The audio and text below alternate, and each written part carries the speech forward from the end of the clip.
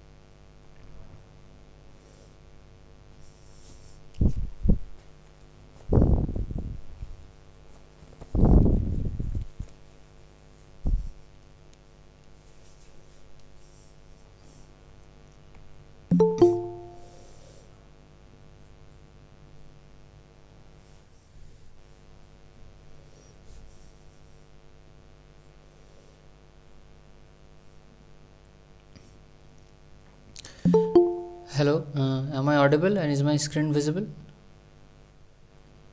Am I audible? Yes. Okay, okay, thank you.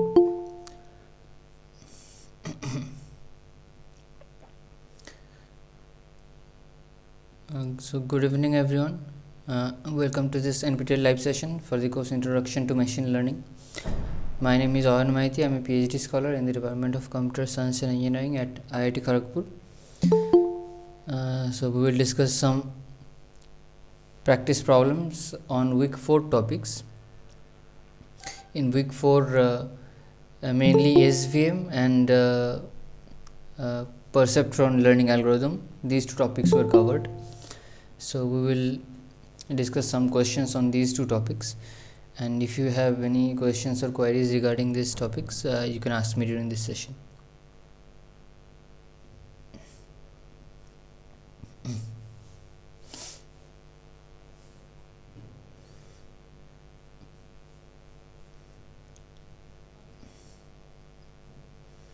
Okay, so we can start solving some practice problems first, and after that, if you have any other queries, you can ask me.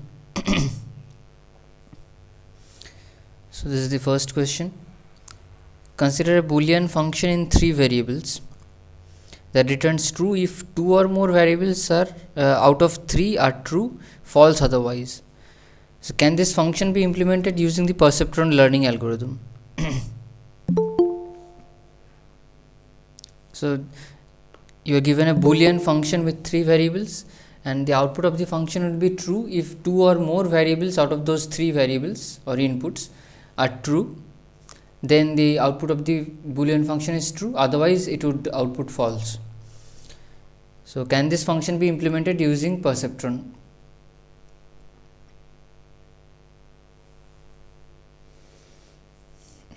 You can write your answers in the chat.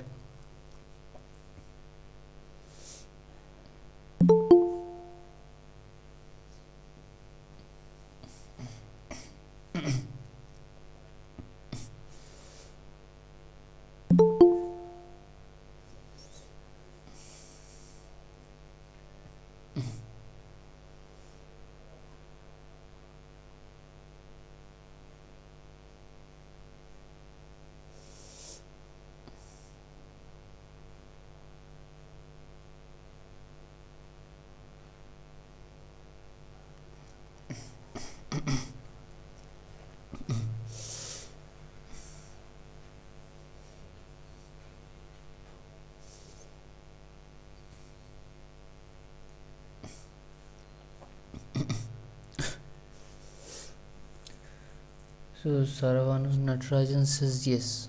Okay.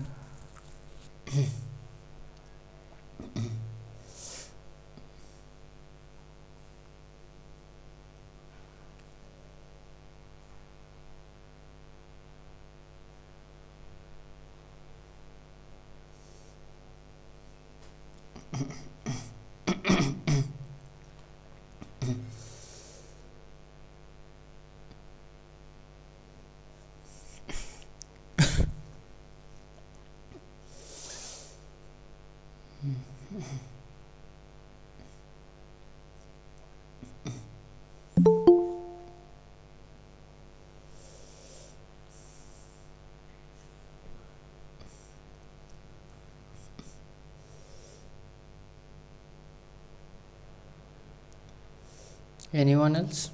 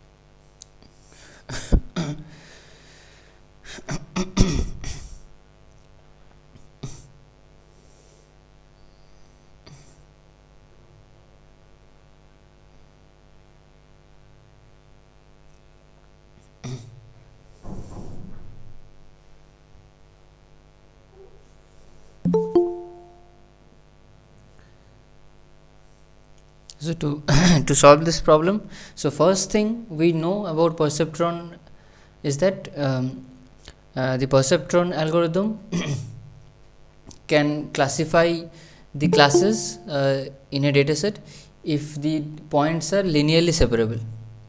So basically, perceptron learning algorithm can only learn a linear decision boundary. So if the points are linearly separable, then only perceptron will be able to separate the two classes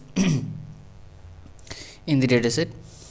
So in this question, we have to check whether the two classes in the Boolean function there are which are true and false. So whether these two classes are linearly separable or not. And if they are linearly separable, then perceptron will be able to separate them.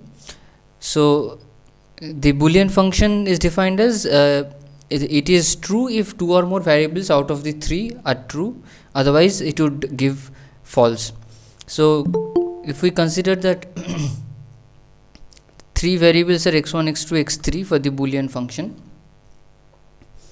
and if the Boolean function is represented by this f, so f of x1, x2, x3, this would be true if two or more variables are more than true. So basically x1 plus x2 plus x3 is greater than equals to 2. If we consider 1 as true and 0 as false, then if two or more variables are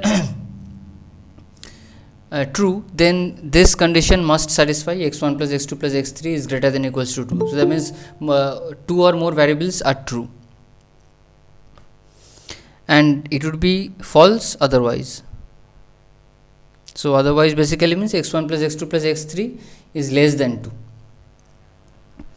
So these are the two classes, true and false, and the output of the Boolean function should be true if this condition is satisfied, x1 plus x2 plus x3 is greater than equals to 2, false otherwise. So basically from this, the definition of this Boolean function, we can see that this x1 plus x2 plus x3 equals to 2 is actually the linear decision boundary, and if x1 plus x2 plus x3 for some certain point is greater than equals to 2, then it is true, and if x1 plus x2 plus x3 is less than 2, then it is false for a certain point. If for a test point, if this sum of the three variables is greater than equals to 2, then true, otherwise it's false. So basically this condition x1 plus x2 plus x3 equals to 2 is the decision boundary or the linear separator. So basically this linear separator x1 plus x2 plus x3 divides or separates the two classes in the Boolean function, which are true and false classes. So if we can have a linear function which can separate the two classes, then certainly perceptron will be able to learn this linear function. Perceptron can learn only linear decision boundaries, and we know that there exists a linear decision boundary to separate the two classes of the Boolean function. So perceptron will be able to learn the linear decision boundary. So that's why correct answer would be yes.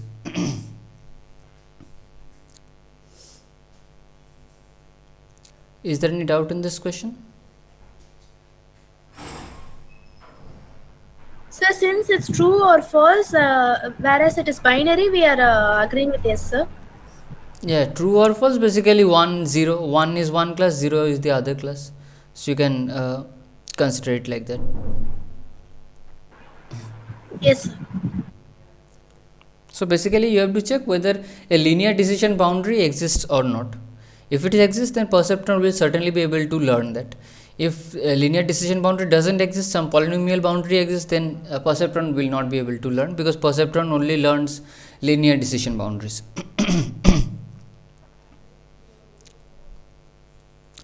So yes is the correct answer.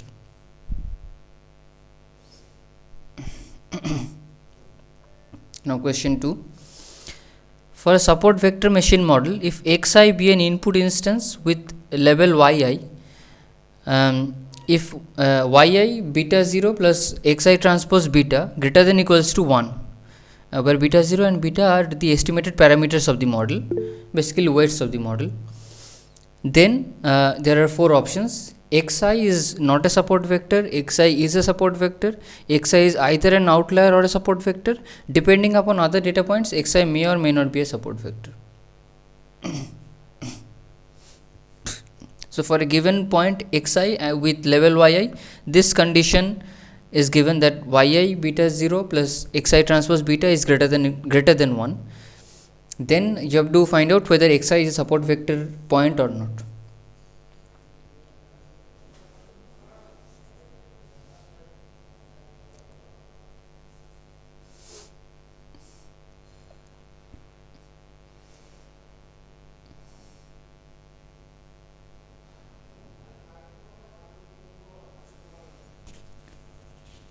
Debashis Paramanik says option A, which is xi is not a support vector point. Okay.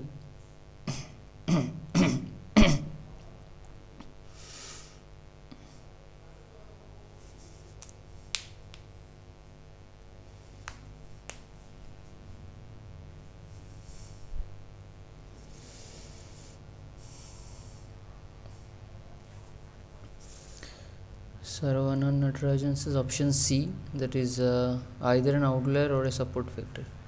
Okay.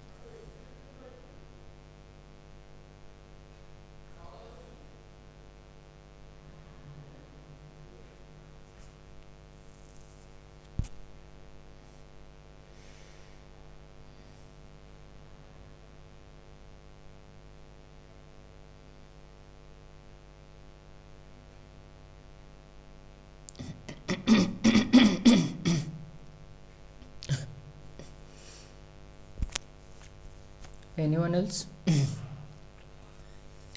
Ankush Anand says option A, which is not a support vector. Okay.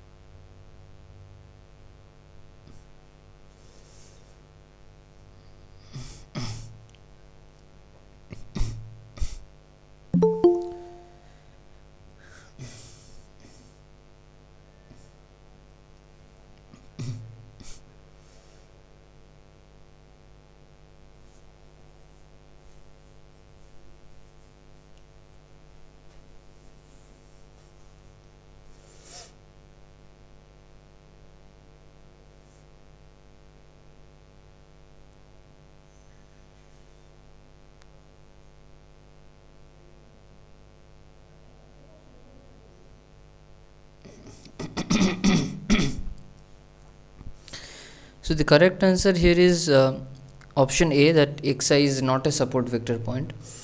So in SVM the objective function is written as minimum of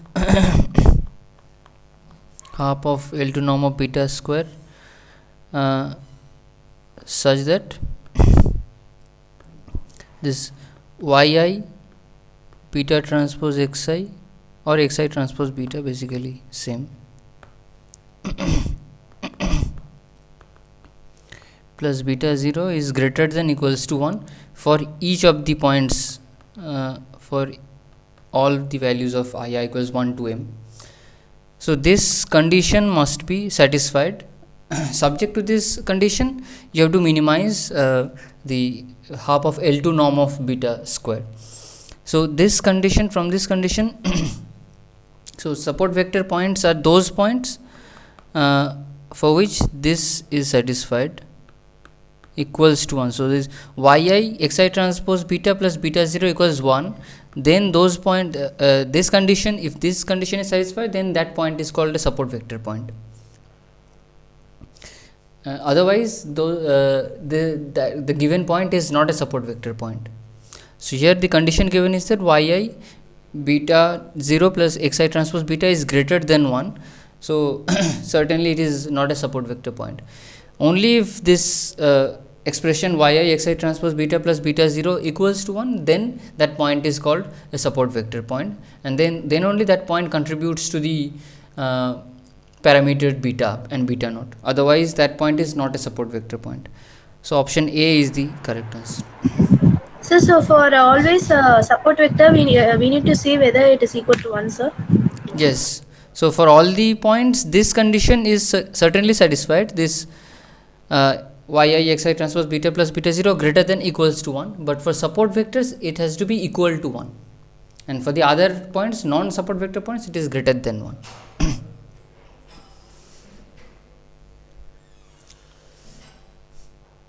Yes, sir. So option A is the correct answer.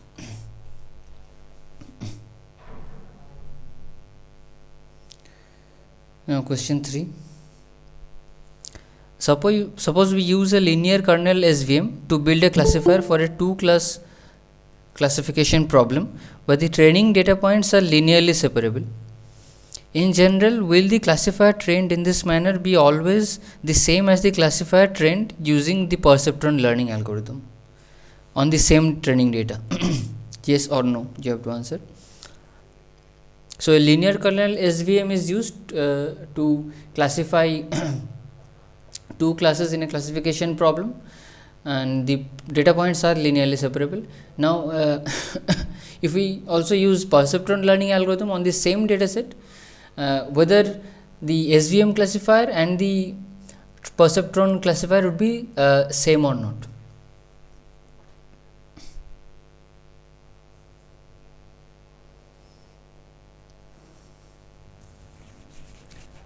Saravanan Natarajan says option B, which is no. Okay.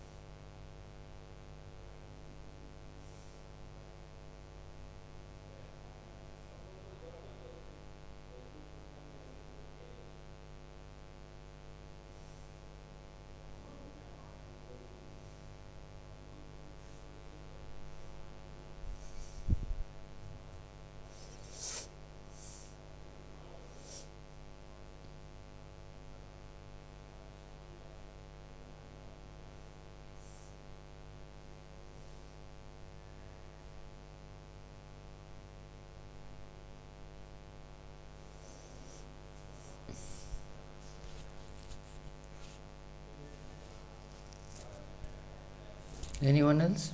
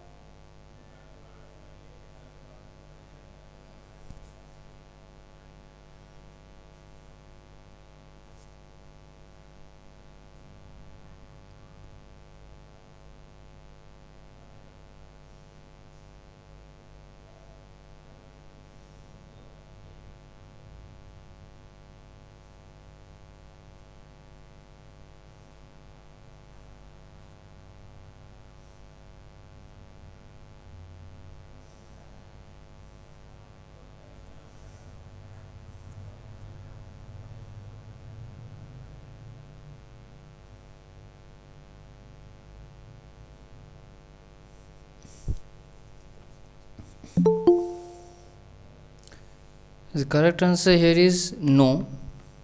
That the classifier learned by the SVM model will not be same as the perceptron training algorithm in most of the cases, because the objective functions in SVM and the perceptron algorithm are completely different.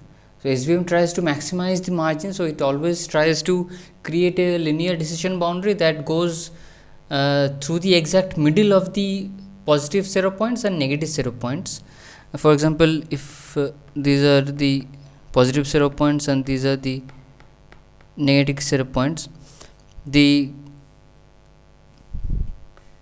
SVM classifier would try to go exactly through the middle, so that this distance from the positive 0 points and the distance from the negative 0 points are equal, and it goes through exactly the middle of the two classes. So this is basically the margin. This is the margin. So it tries to increase this margin, whereas perceptron, the objective in perceptron learning algorithm is to just improve the accuracy and to correctly classify all the points. So it can go through like this, it can go through like this, it can also be like this. So these red lines can be the perceptron learning algorithm decision boundary. It can be anything, so that it just ensures that all the data points, both the classes are separated correctly, and it doesn't bother about the margin or going exactly through the middle. So it does not bother about those things, but SVM always tries to go through the middle, so that the margin is increased or margin is maximized. So the classifiers learned by these two algorithms will not be same in most of the cases.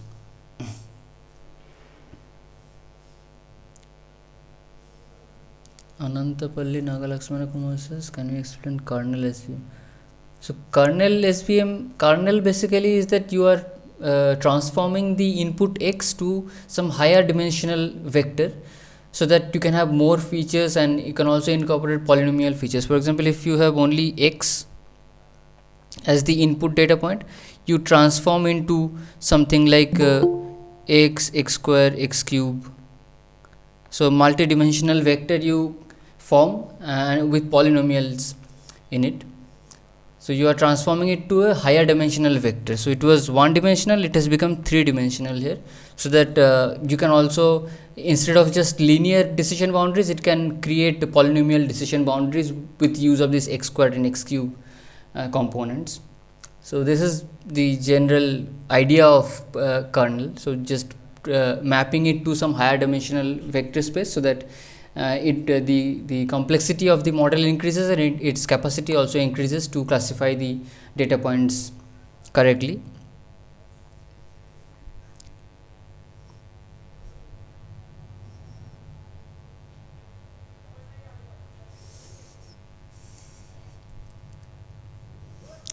Now question 4. Sir, can we see the solution? The last one. It was Yeah. no, and it is explained just the way I Yeah, just. I want to read just explanation. Just read. All these slides would be uploaded, and you will get all these slides, so that's not a problem. And also videos will also be uploaded, so you can check these things later on.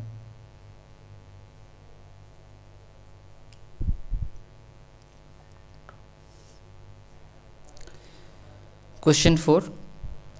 Which of the following is or are true regarding SVM? So multiple options may be correct here. For two-dimensional data points, the separating hyperplane learned by a linear SVM will be a straight line. In theory, a Gaussian kernel SVM can model any complex separating hyperplane. Overfitting in SVM is a function of number of support vectors. So multiple options may be correct in this question.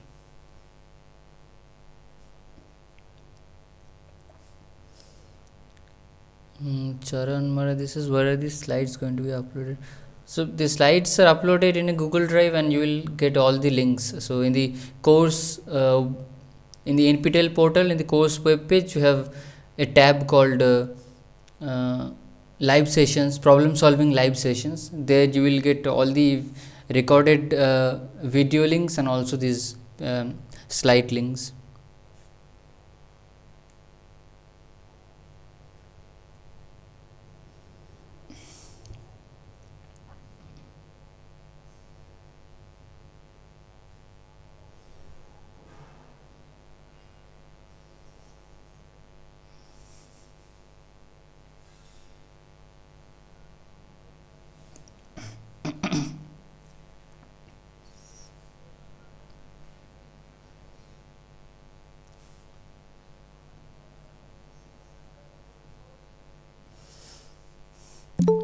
Sarvana Natarajan says A, B, C all are true. Devasis Paramanik says A and C.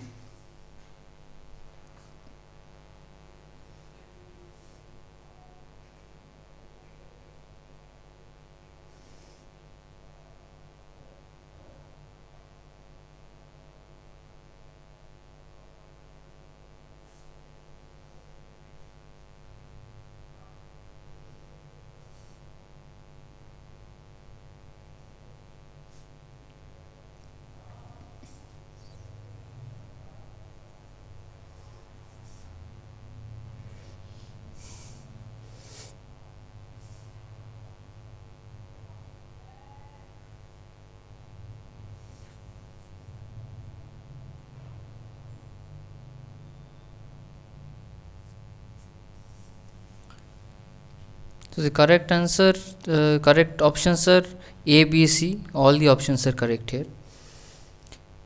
So we will go through each of the options one by one. So for two-dimensional data points, the separating hyperplane learned by a linear SVM will be a straight line, which is true. Linear SVM can only create linear decision boundaries or straight lines as decision boundaries. So it will not be able to create carved lines or polynomial lines. So this is certainly true. Then the second option is, in theory, a Gaussian kernel SVM can model any complex separating hyperplane, which is also true. That's why Gaussian kernel is very popular in SVM, that you don't need to know how the decision boundary would be, whether it's a linear decision boundary, whether it would be some degree of polynomial decision boundary. You can simply use Gaussian kernel and you can learn any kind of complex separating hyperplane. And third option is overfitting in SVM is a function of number of support vectors, which is also true. That if you increase the number of support vector points, then it tries to overfit the training data, and as a result, bias would decrease, but variance would increase. Complexity of the model also increases with that. So number of support vector points, if the number of support vector points increases, then overfitting chances are also very high. So all the 3 points are options are correct in this question.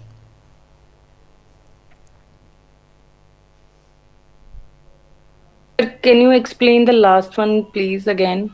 Overfitting in SVM is a function of number of support vectors. So consider this. Let me try it. So this is one class, let's say, and this is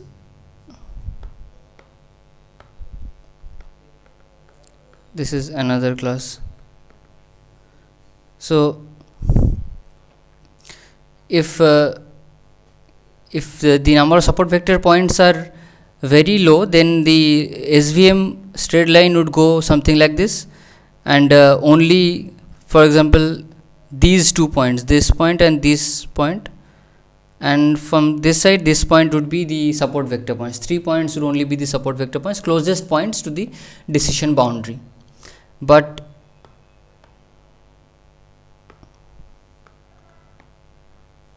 if the number of support vector points increases, then the curve might be like this. So it tries to make much more complex curves, and all the points might become support vector points, because all these points are at a unit distance from the decision boundary. All these points should become support vector points. So number of support vector points increases, overfitting also increases. Sir, one more question I want to answer. I want to know, sir. Overfitting means high bias. It means Low bias, high variance. low bias and high variance. Yeah. Yes. So it initially the bias means it. Bias is basically the error. Deviation from the training data. Deviation from the original target value. Original target deviation, right? Yeah, so in this case, if the curve becomes much more complex, then it is overfitting. And if we increase the number of support vector points, in this case, in this figure, we can see that each of the points might be at a distance, unit distance from the curve or the separator, decision boundary, and the curve becomes much more complex than the first one that I drew, just a straight line. But why you say it's a high variance, sir? It's a overfitting means low bias. I understand, because deviation from the data is less. No, so why it is high variance for in case of overfitting, it's not just for SVM. In case of overfitting, bias is low, because in overfitting what you are trying to do is that you are trying to fit the training data too much, and the training data might have noise and outliers, but you are taking all the data points are original data points, correct data points, and you are trying to fit the training data too much. So the bias becomes very low, that is error in very low, but the curve becomes so complex that very small change in the input changes the value of the output very much, because the curve becomes very complex. For example, this becomes this is the curve. This is a very complex curve. So very small change in the input changes the output drastically, which we don't want. I understand, sir, but why variance is higher? That's what my question. That is the variance, sensitivity of your classifier. Very small change shouldn't change the value of your decision boundary drastically. Variance is the sensitivity of your classifier. Small changes means the output should also change by a small value, not drastically. If the classifier is very complex, for example this one, a small change changes the output value drastically, which we don't want generally. It will not be able to generalize on test data or unseen data. It is trying to fit the training data too much. Thank you, sir. Thank you.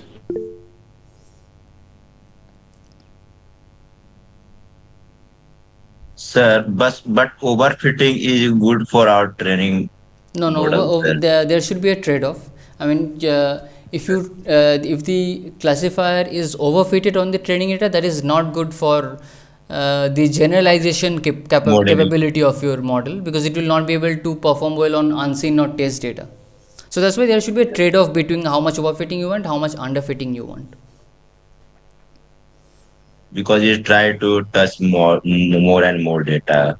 Yeah, it tries to basically fit all the data points, which we don't really need to fit all the. Some data points might be noise points, outlier points. It tries to fit those data points as well, which we don't need to generalize. Now question 5. Consider the one-dimensional dataset X. This is the only feature, and Y is the output level +1 or -1. State true or false. the data set becomes linearly separable after using the basis expansion with the following basis function: phi x equals 1 and x cube. So this is basis function or a kernel function. So you are mapping these one dimensional data points x to two dimensional points 1 and x cube. So this is the kernel function or basis function. Now after this basis expansion, whether the data points these three data points become linearly separable or not. Before the basis expansion, you can plot these data points and you can see that these data points are not linearly separable, but you have to check whether after this basis expansion whether the data points are linearly separable or not.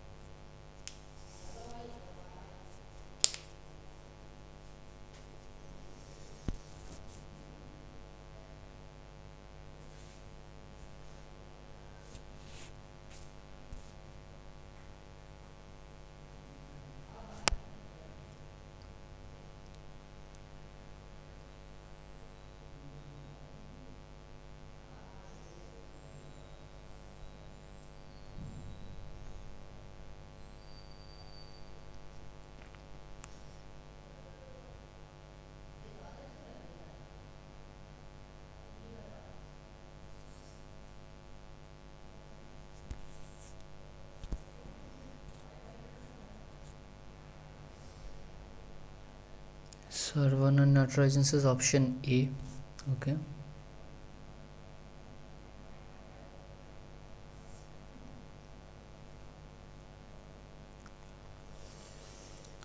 So before this basis expansion, if we just simply plot these x values, so first point is x equals to -1,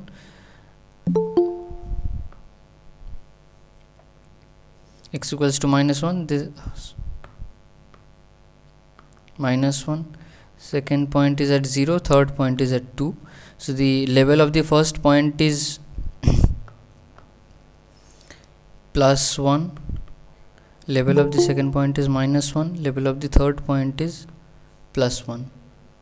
So we can see that this -1 point is in between these two +1 points. So these the plus classes and the minus classes are not linearly separable, because this negative class is situated in between these two positive classes. So we cannot draw a straight line that will separate these two classes, plus and minus. So before basis expansion, these three data points are not linearly separable. Now if we do this basis expansion, so x and phi, if we write down the points -1, 0, 2, so the first point would become 1, -1, second point would become 1, 0, third point would become 1, 8. So basically 1 comma x cube I have computed in phi x. Now if we plot these phi x points, now the phi x is two dimensional.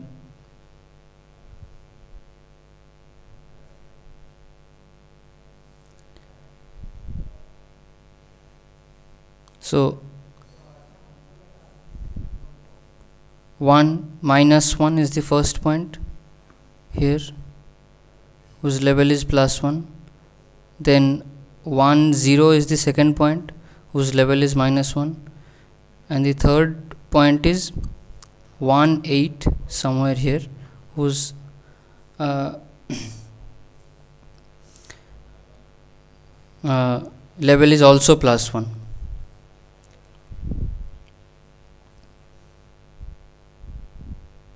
So this is the first point, this is the second point, this is the third point, and we can again see that this negative point, minus 1 class point, is still situated in between these two plus 1 points in the same straight line.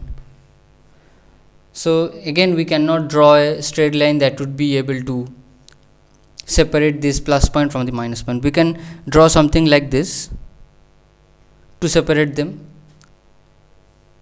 but that is not a straight line. So we cannot draw a straight line because all the 3 points are situated on a single straight line, and the minus point is situated in between these two plus points even after the basis expansion. So we will not be able to linearly separate even after the basis expansion. So suppose if we are to say that we need to separate, it should be like minus 1 should be one side and plus 1 should be one side, sir. Yeah, of a straight line, for example, this is the linear decision boundary. All the minus 1 points should be in this side, all the plus 1 should be in this side. Sir, Yes. how you written sir 1 minus 1 first? Which this one. Yes, sir, yes, sir. So for every x you have to compute this phi x 1 and x cube. So 1 and Yes, sir. x cube of minus 1 is minus 1. Minus. Okay, okay, sir. Okay, sir. Okay. Thank you, sir. So even after this basis expansion, we can see that all the 3 points are situated on the same straight line, and the minus point is in between the two plus points. So we cannot draw a single straight line that will be able to linearly separate the plus class from the minus class. So correct answer is false.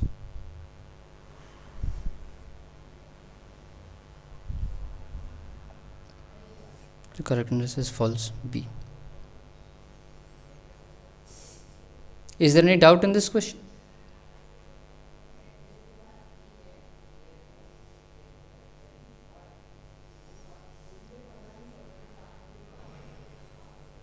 So moving on to question 6.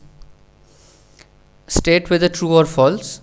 After training an SVM, we can discard all examples which are not support vectors and can still classify new examples. True or false? So we can discard all the examples which are not support vector points and still be able to classify new examples.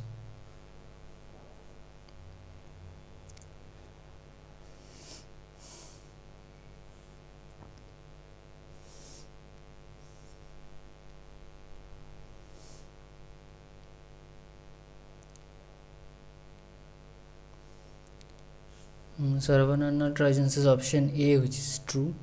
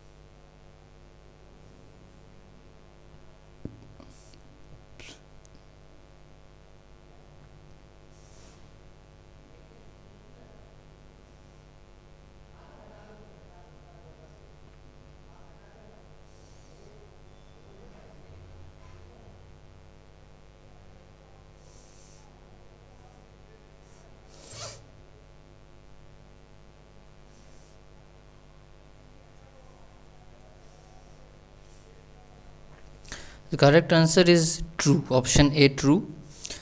After training the SVM, we can just keep the support vector points and we can discard all the other training data points, and that would be enough for us to classify new examples, because uh, the decision boundary is only dependent on the support vector points. So the decision boundary, if this is the decision boundary, and for example these three are support vectors points from the two sides, so this decision boundary goes through in the middle of the support vector points with a margin of 1. So all these margins are 1. So just these three support vector points are enough to reconstruct this decision boundary. We don't need to keep all the data points anymore. So correct option is A, true.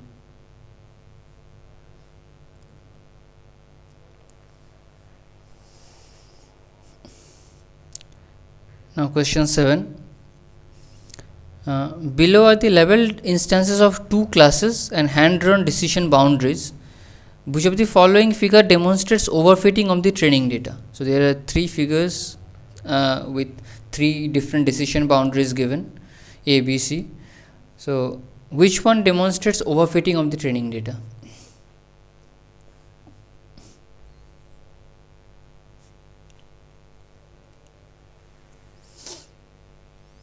Sarvana Natarajan says option C, JP Singh says option C, Ansila VM says option C, Diya Raghuvansh says option C, Anantapalli Nagalaxman Kumar says B, C. Any other answers?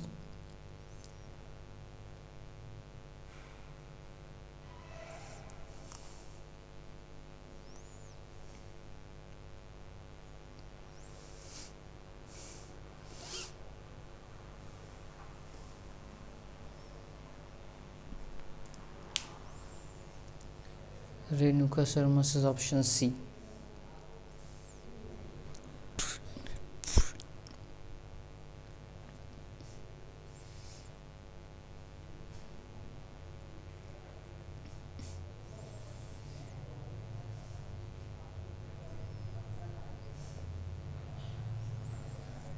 Anantapalli Nagalaxman Kumar says option C. Himangshu Anand says option B.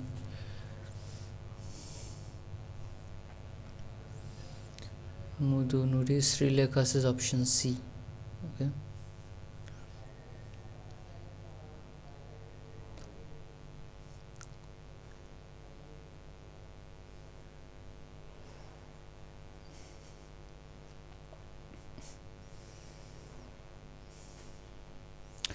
So the correct option is option C. So you have to find out which decision boundary is overfitting the training data. So the first figure, figure A, we can see that this is a very simple decision boundary, simply a straight line. Many of the data points are misclassified, so it is certainly not overfitting.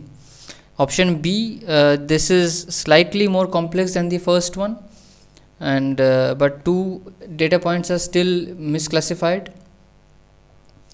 In figure C, we see that the decision boundary is trying to classify or fit the training data too much. These two data points might be noise points or outlier points, but it is still trying to fit those data points correctly, and it is trying to fit all the data points correctly. So that's why the decision boundary has become very complex. So and that is an example of overfitting. If it tries to fit the training data too much, so we can see that it tries to correctly classify all the set of points, so bias error would be very low, almost like 0, but the decision boundary has become so complex that even a small change in the input changes the value drastically, so the variance error is very high. So the option C is an example of overfitting. So, excuse me. Yes. Can we say that figure A shows underfitting? Yes. Figure A is kind of underfitting because many of the data points are not classified correctly and it is very simplistic. So we can say that figure A is underfitting. Right, sir. Thank you. And also we can see that option B, the figure in option B is the best among these three, because that is not underfitting too much or overfitting too much. This is the ideal decision boundary for these set of points. So is it a Gaussian function for the modeling the B? Gaussian SVM? It's a Gaussian, is it a Gaussian SVM? No, I mean these are just hand-drawn decision boundaries. I have not used any kernel for this. But Gaussian can certainly learn that, but Gaussian can also overfit sometimes, because Gaussian basically creates an infinite dimensional vector for the inputs, so it might also be overfitted sometimes. So you have to keep an eye on that as well when you use Gaussian. So now, how many Gaussians we are giving that k, that the k value, that k is equal to 2, multiples of 2 we will have, right? The Gaussian function should be optimal. So B will have a Gaussian function with the optimal k value, with the appropriate k value, right? So here we are in the C, we have got a Gaussian function. No, it's a hand drawn, right? Anyway. No, these are not any specific kernels I have used. These are just not even for SVM. This is for any sort of algorithm. If these are the decision boundaries, then which is an example of overfitting. So these are not for Gaussian kernels. Gaussian kernels might also overfit sometimes. It doesn't generally underfit because it creates a very high dimensional feature space using the kernel function, but these are not examples of any specific kernel. Okay, thank you, sir. Thank you.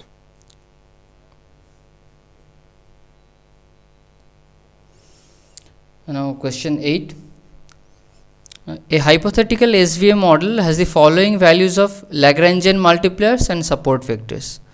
So these are the support vector points, So three-dimensional. the answer, sir, the answer of previous question is C, sir. Yeah, option C. This was the correct. Okay, sir. Sir, continue. So in this SVM model, you are given these Lagrangian multipliers. Alpha values are the Lagrangian multipliers. You are given the support vector points. So each point is three-dimensional. So basically input is three-dimensional.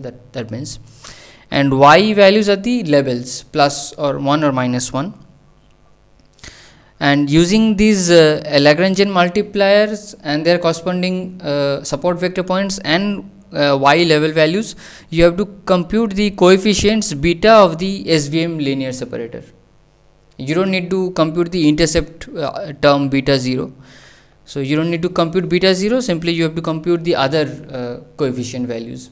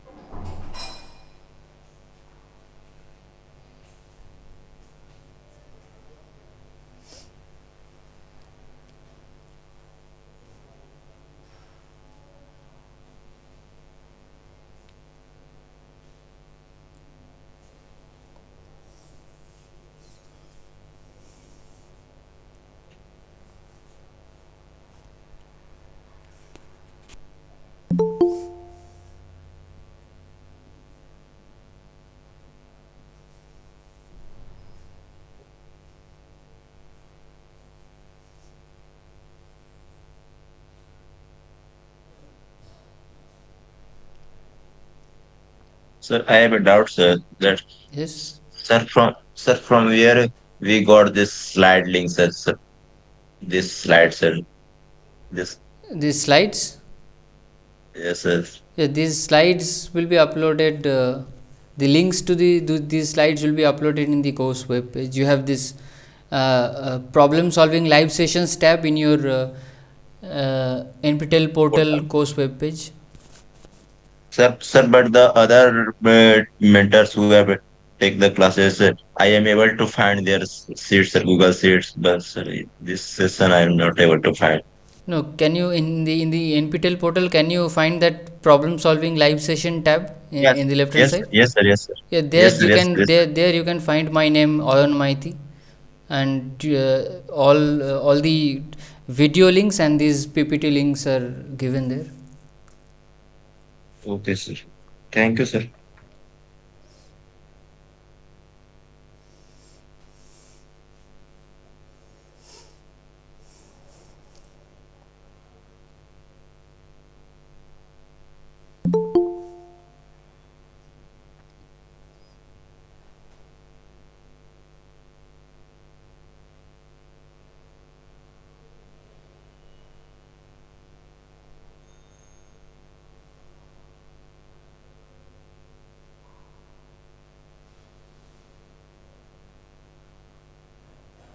So this mathematical problem is slightly lengthy, so I will simply show you the steps to compute it, and also you need to remember the formula to compute this beta from these alpha support vector points and y, otherwise you will not be able to compute. So if you have gone through the video lectures, you can see that beta is given by alpha I yi xi. So these support vector points are basically xi points for the support vector points only, and for the non support vector points the alpha I values are 0, so simply those points would be cancelled out. So sum over such that I belongs to the support vector points. So you have to compute this expression summation over alpha I yi xi, I belongs to support vector points. Basically for every support vector point you have to compute alpha I yi xi and sum them up. So there are 3 points, we can see 3 support vector points. So for all 3 points you have to compute this alpha I yi xi. So if we individually compute alpha I yi xi here, so for the first point, so 1 multiplied by this vector 1 minus 1 1 and then multiplied by plus 1, so it would simply give me 1 minus 1 comma 1. Now for the second point it is 0.5 and then the point is 0 2 minus 1, y value is minus 1. If we multiply these 3 we get so the first element would be 0, second one would be 1 minus 1, and third one would be 0.5 into minus 1 into minus 1, so most probably 0.5 if I am not wrong. And for the third data point, 1 multiplied by this support vector point minus 1 0 2 multiplied by minus 1, so first element would be 1, second element would be 0, third element would be minus 2. Now you have to take the sum of these 3 vectors, so it would be 2, it would be minus 2, and it should be 1 plus 0.5 1.5 minus 0.5, sum of these 3. So the beta, this is the beta, 2 minus 2 minus 0.5, yeah, 2 minus 2 minus 0.5, yeah, if I am not wrong this is the correct answer if all the calculations are correct. Sir, I've got it out, sir. The beta is y beta x plus beta naught, right? That should be the line, right? Y is equal to ms plus c, like that. It's in the Yes, formula. yes. So the straight line is given by y equals, I mean not exactly y, it is fx. So this fx is beta transpose x plus beta naught. You don't have to compute beta naught, you just have to compute this beta. Beta transpose, right? So basically for every support vector point you have to compute this expression alpha I yi xi. There would certainly be a vector of 3 elements, and then you have to take the sum of these 3 elements alpha I yi xi, and that will give you beta.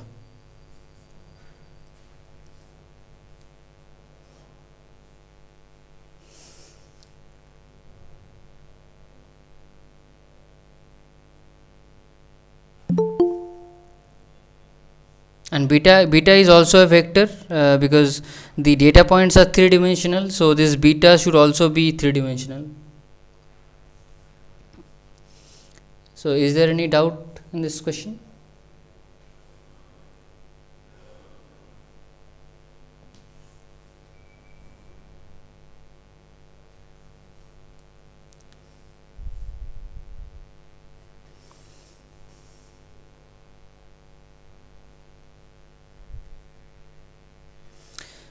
Now question 9, state true or false. SVM cannot classify data that is not linearly separable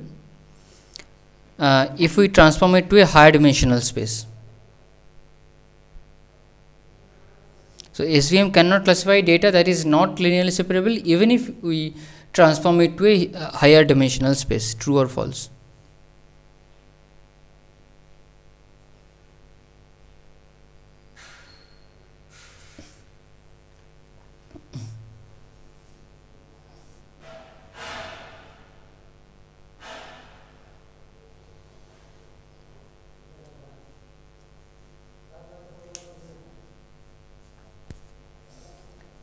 Sarvana Natarajan says option B. Devashish Paramanik says option B.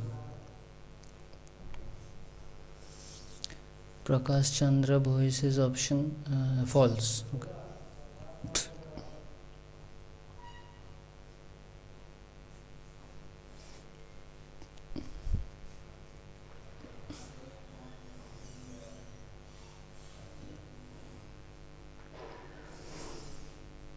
Anantapalli Nagalaxman Kumar says false.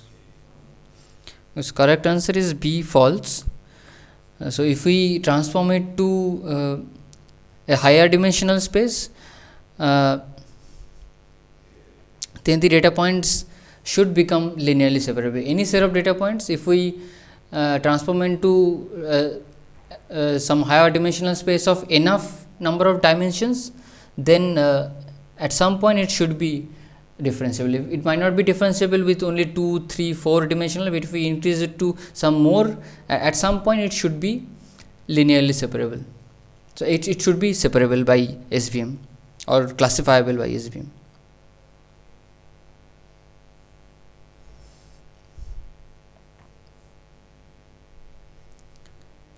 Now question 10.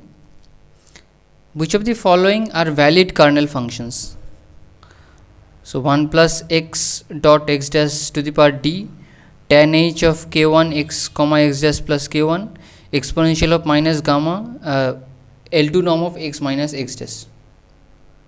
Multiple options may be correct in this question.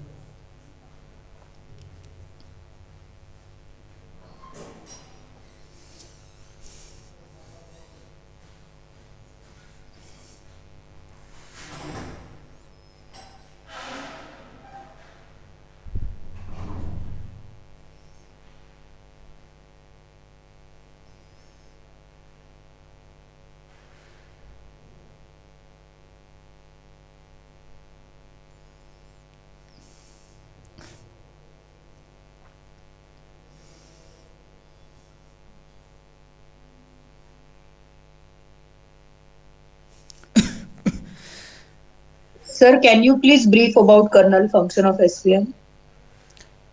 Kernel function basically is mapping the input features to a higher dimensional space so that you have more number of features, and that enables SVM to classify the data points even if they are not linearly separable.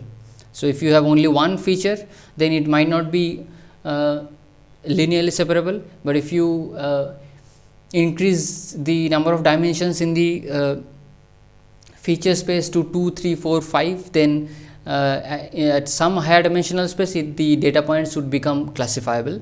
So that is the basis of using kernel functions, that you map it to some higher dimensional space so that the data points become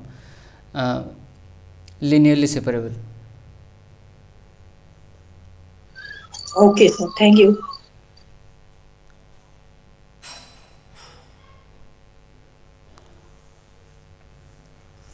Saravanan Natarajan says ABC, JP Singh says all three. So correct answers are all three options. So the first kernel is called polynomial kernel. As you can see, some polynomial is being created because of this D.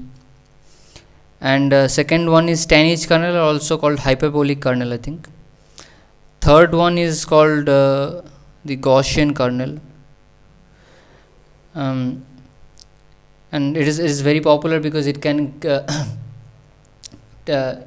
theoretically it can classify any set of points. It can create any complex decision boundaries. So all three functions are valid kernel functions.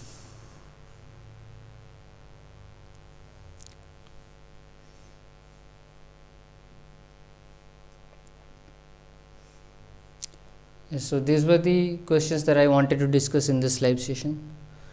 Now if you have any other questions or queries or doubts, you can ask me now.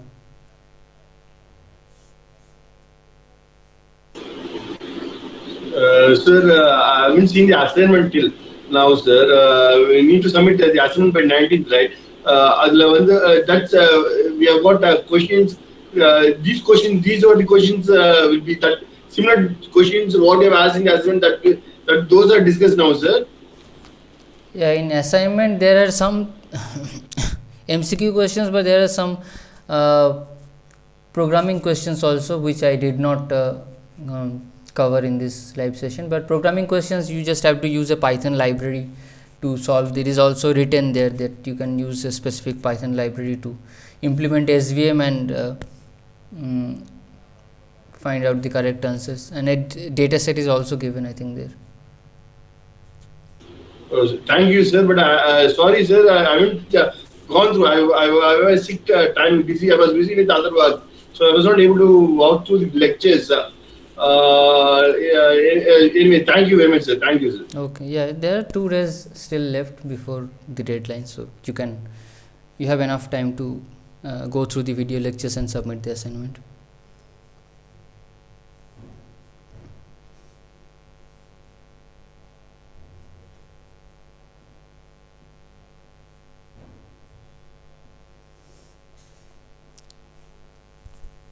So if there are no other questions or doubts, we can end this live session now. Thank you everyone for joining. We will meet again next week.